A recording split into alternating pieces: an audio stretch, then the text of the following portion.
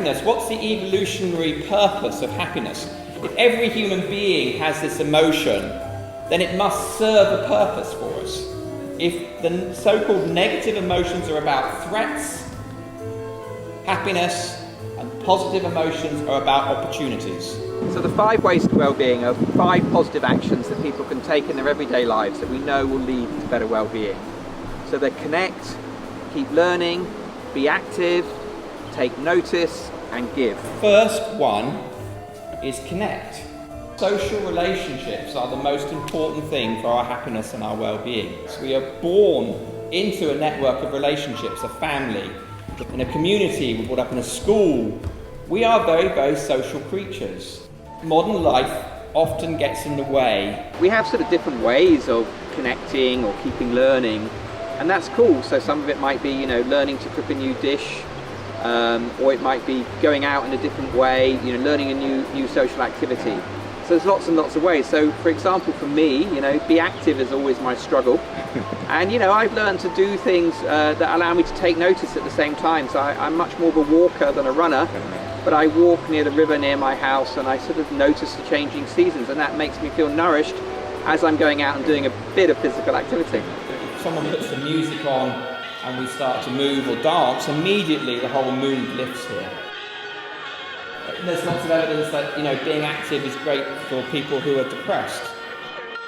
It's been used in schools in the Stockport area where the kids have drawn a new fairy tale about Mr. Wolf finding happiness, learning to dance instead of eat little girls and things like that. So people have played a bit in lots of ways. So we've had GP surgeries using them and handing them out to patients to sort of empower them to take more control of their lives. So there's lots and lots of ways. In New Zealand, they've been used as their most successful public mental health campaign ever. The third one is to take notice, which is to sort of be engaged with the world, to notice what's going on in the seasons, in the beautiful countryside here, or the town, or what's going on with other people around you. Being observant and noticing, but also taking notice of what's going on inside you. So obviously people have different circumstances. Some people live in very challenging situations, and it's obviously harder for them to do these nice things like connect, keep learning, being active, taking notice and giving. So I think that's where we need to pay extra attention to helping them into that space, so bringing them into it.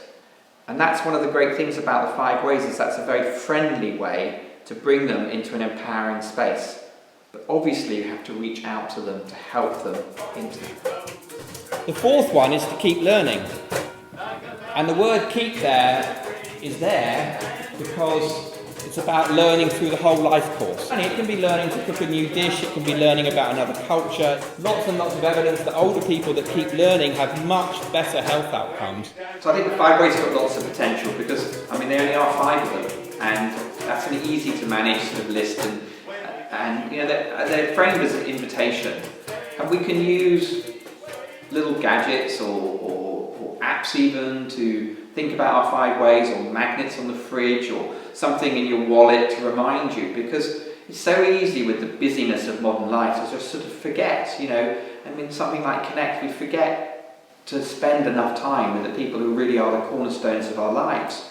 And it's just reminding us to do that, and then if we just do these things at the margin, we'll sort of learn that they feel good, and that will build us to do them more, because we like to feel good.